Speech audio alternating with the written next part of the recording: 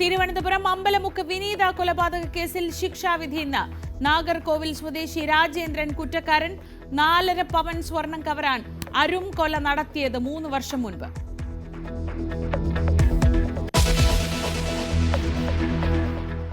News 18 impact. IGNOU MBA പരീക്ഷയ്ക്ക് ഇല്ലാത്ത പരീക്ഷാ സെന്റർ അനുവദിച്ച വിദ്യാർത്ഥികളുടെ ആശങ്ക അകന്നു.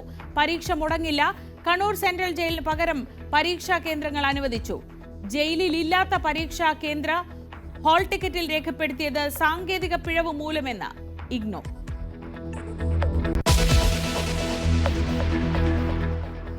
American vice president JD Vance ഇന്ന് ഇന്ത്യയിൽ. വാൻസിന് പ്രധാനമന്ത്രി അത്താഴ വിരുന്നൊരുക്കും. സന്ദർശനം പകരച്ചുങ്കത്തിൽ ഇന്ത്യ അമേരിക്ക ചർച്ചകൾ പുരോഗമിക്കുന്നതിനിടെ F1 വിസ റദ്ദാക്കുന്നതിനെതിരെ ഇന്ത്യൻ ചൈനീസ് വിദ്യാർത്ഥികൾ അമേരിക്കയിൽ നിയമ പോരാട്ടത്തിന്.